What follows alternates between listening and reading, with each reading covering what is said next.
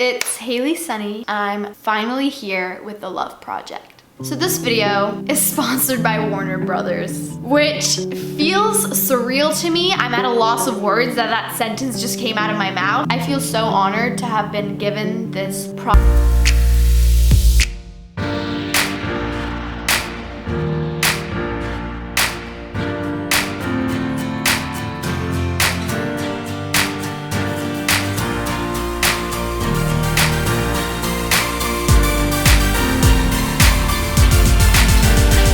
You guys and I have been working on this project together for the past 2-3 weeks. I just want to thank all of you that participated in this project and helped me make it come to life, put together the pieces of the puzzle. I truly don't think this video would be how I wanted it to be if it weren't for you guys. You taught me a lot about love throughout the process of this video, and that is exactly what the topic of this video is going to be. I think it's one of the most beautiful things a brand could have ever asked me to talk about. We're gonna be talking about love. So this all started when Warner Brothers reached out to me and they said, hey, we have a brand new movie coming out May 17th called The Sun Is Also a Star. They actually invited me to their studios before it was released for a private screening. I don't know if my mascara is on still. I kind of cried in there. And they told me, like, we really want you to watch it so that you can talk about these things in your video. This video is going to be about 3 different things. The first being, what is love? The second one was, do you believe in love at first sight? And the third question was, do you think love is a product of fate or just coincidences? Before I saw the movie, these questions were very, very vague to me because a question like, what is love, can have so many different answers. I actually did a poll and I asked you guys, do you believe in love at first sight? And 58% said yes and 42% said no, which I thought was very interesting because, you know, they're pretty close, but yes definitely won. So the majority of you do believe in love at first sight. My automatic answer was no, because I am much more of a realist. But then I asked myself, if I couldn't answer the first question, which is what is love, then how can I even answer the second question saying, do I believe in love at first sight? How can I decide if it's a matter of fate or coincidences? That's when all of your answers really helped me come to a conclusion, and the movie actually helped me quite a bit to get to these answers. The initial step I took to answer the first question, which is what is love? I asked you guys to send me any clips that you thought represented love. And I didn't say send me a video of you holding your boyfriend's hand or send me a video of you petting your dog. I didn't define what I thought love was. I just said, send me a video of whatever you think represents love to me. And I'm glad I kept it vague because that allowed you guys to determine what love is for yourselves. The videos you guys submitted me could not have been more perfect. Putting it together literally filled me with this energy every single time. I got people send me stuff from the Caribbean, like Panama, India, England, all of these different locations. And I managed to put them all together in one little video, and I'm saving that for the end because I want to talk about these questions before we go into that. After watching this movie, it helped me kind of mold my answer together. I think I owe a lot of that to the storyline and the journey that the characters face. It stars Charles Melton and Yara Shahidi, and they play the characters Daniel and Natasha. And I think Daniel and Natasha represent 2 different types of people that we generally see in this world. The idealist and the realist. I think as a society, we view love in a very certain way. We have accepted that love is almost like passion. In order to have love, you have to have these butterflies. It keeps you up at night. This movie showed me what love could actually be and that it could be very realistic. My favorite thing about The Sun Is Also a Star is that it didn't portray love as the way that it's marketed to us, where it's 2 people that are perfectly compatible and are ought to have a happily ever after. The love between Natasha and Daniel was just so realistic and actually possible. Natasha, who's the female lead role, she is definitely more of a realist, and she's part of an immigrant family. I definitely would say I'm more of Team Natasha. I'm a realist, and maybe that's something that comes with being a part of an immigrant family, because I'm also a part of an immigrant family. I think even if you're a little kid, the hours that you spend in an immigration office just sitting with all those people around you kind of shake you up and make you realize you can't just live life how you want to. You can't just live wherever you want. Realizing that as a little kid, I think, is definitely a reason of why I am such a realist. So in the beginning of the movie, I would definitely say I felt a lot more closer to how Natasha felt about love. I'm not quixotic, I'm not like a hopeless romantic. Just like Natasha, I believe in the scientific method. But that's the thing about love, it's not something that you can prove using the scientific method. And there's a little bit of a play of that within the movie,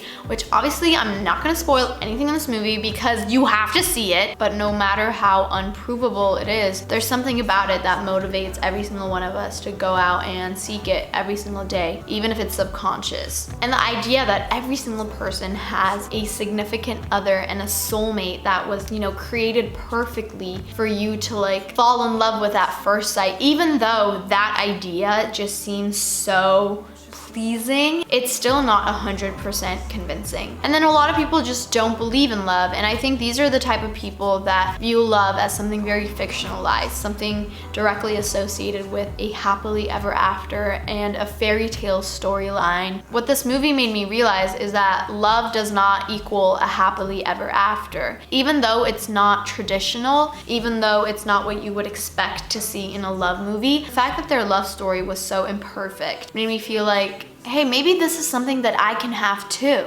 It made sure that not everything went according to plan. Not everything was how I expected it to. It surprised me at times, but every single thing that happened to them throughout their journey made me feel like this is something that's actually possible. It doesn't seem fake. It doesn't seem forced. Their love story was organic to them. It just seemed authentic, and it made me feel like love comes in so many different varieties and so many different stories and shapes.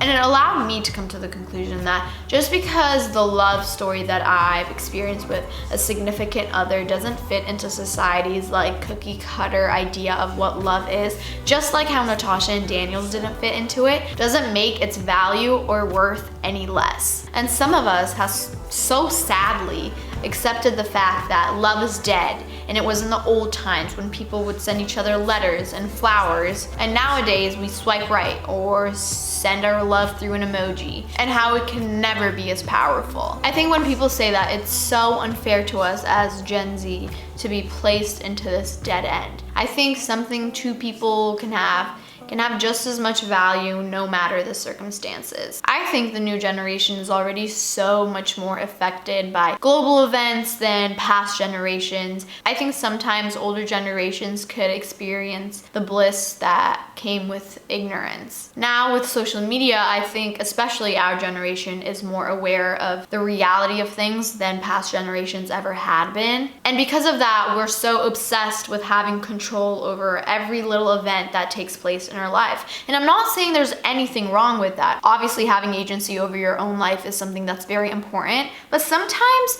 I think it makes us forget that, you know, maybe I'm here at this point in my life because there is something that is planned for me, and this is where I need to be in my life right now. This is what all the little decisions that I had made in the past have brought me to. If I've made all these decisions in the past with my own agency and they brought me here, there's probably something right about the tile that I'm sitting on the board right now. Metaphor! Ding! And as I was watching the movie and seeing Natasha realize that maybe things aren't a random series of events and coincidences, and maybe things happen in a certain way for a reason at the end, kind of took like a weight off my shoulder in a sense. Like I said earlier, as someone who is a realist and, you know, someone who likes to hold the reins in her own hands, sometimes the idea of being vulnerable to the things life throws at me is a little frightening, not gonna lie. But when I allowed myself to acknowledge that I don't have to know the next step in every situation. Sometimes I should just let myself be free and flow with the reaction of my personal action. It made me feel like I can live with so much more freedom. You are where you are right now because you have a reason to be. And when you take that in, it makes the moment that you're in right now feel so much more right. Natasha was the type of person that liked to grasp the facts. I think people like that train themselves to kind of color inside the lines. And when you're always coloring inside the lines, you're not letting your soul to just roam around free as it should be. So you're cutting off so many opportunities. Daniel, on the other hand, is a romantic, he's an idealist, but at the end, I think Daniel realizes that sometimes fate doesn't take you exactly where you want to be, but how they come together at the end is when they both realize that fate does take you where you're meant to be. I do think that love is a product of fate. I think love at first sight does exist, but I think it's because fate has planned for you guys to look at each other for the first time. But I don't think it's possible for you to look at someone and know that that person is who you're gonna end up falling in love with. So you can't fall in love with someone the first time you look at them. I think love lies so many layers deeper inside into someone that you have to uncover. It's not exposed just in their physical appearance. So that was my take on things, and now I want to share the responses I received from you guys. So you guys said, love is the most powerful thing in the world, and we all deserve to feel as much as we give to others. Love never fails, and nor shall we. Love is too deep of an emotion and feeling to be felt at first sight. You can like someone, but in order to feel love, there has to be a true understanding of the other person. We cannot try to love someone, we're destined to do it. When you not only feel like you can be yourself around a person, but the best part of yourself. Love is being best friends with someone. There's no ego involved in love. You're on the same team, not against each other. Meeting at that one party you didn't want to go to but ended up going anyway, it's fate. It's you being in the right place at the right time. One thing that you can say about love is that it makes you feel safe and secure. Love is feeling protected and vulnerable. This is a video I filmed in Panama, and for me, it represents the love I have for this country. Love is the feeling of being at home, the place you grew up in and the memories you made. Love is great admiration for something. Patience and strength, sacrifice, magic, trust. Love strikes like lightning, unpredictable and irrefutable. Love is pain.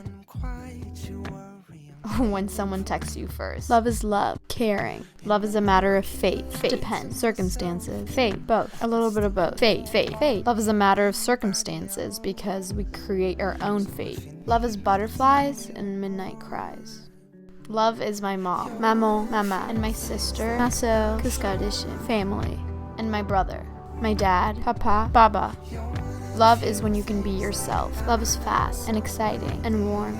Feeling a smile on your face that you can't stop. Love is teamwork and wins and losses. Love is ice cream. Love is like water. We need it to survive. Rather than running out, it grows as you share it.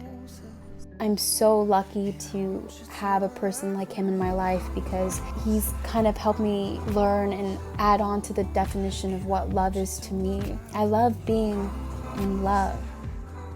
I don't think I could ever be the type of person that could deny that love exists, because when I watch that clip through, I fill up with this feeling that I can't think of any other word to describe other than love. I appreciate every single one of you that submitted something. It truly means so much to me. If your clip didn't make it into the video, it literally was probably because some of them were like filmed on phones and just like exported so many times that when I imported them into my computer, the quality would literally just go terrible. Every single person that had a contribution to this video will be credited down below. I'm so thankful I have people that follow me like you guys that want to, you know, be a part of things like this. I think that's super cool. Just because like you didn't get chocolates on Valentine's Day doesn't mean you're never going to find love. I promise you, because if receiving chocolates on Valentine's Day had any worth, those chocolates wouldn't be 50% off the next day. I think love isn't only in having a boyfriend or a girlfriend or getting married. I think love is in every single little detail of life. It's a motivation of life. I think it's a source that keeps us going. There were clips of people in there with their friends, love for their country, for their sport, for their pet. Dude, I saw so many cute dogs. Thank you for that. Made my day every time I was editing. Once again, thank you so much to Warner Brothers for sponsoring this video. I think this was one of the best ever sponsorships that I ever did. So I just want to thank you guys. I can't wait for The Sun Is Also a Star to come out May 17th. It was truly an amazing movie. I want every single one of you guys to go to the movies and watch it when it comes out. I want the conversation to keep going in the comments down below. So if you have anything else to add to this video, if you want to reply to the questions that I asked in this video, I'll also pin a comment down below. Make sure you do. I'm so curious. Every time I receive an answer, it's so different than the other. And reading all your different responses continuously allows me to mold my answer and what I believe love is. And I don't think you're gonna have one answer to that for the rest of your life. I think it's going to change probably every single day. And I think that's the beauty of it. Thank you guys so much for watching this video, and I will see you in my next one. I love you guys all the way to Pluto and back. Bye.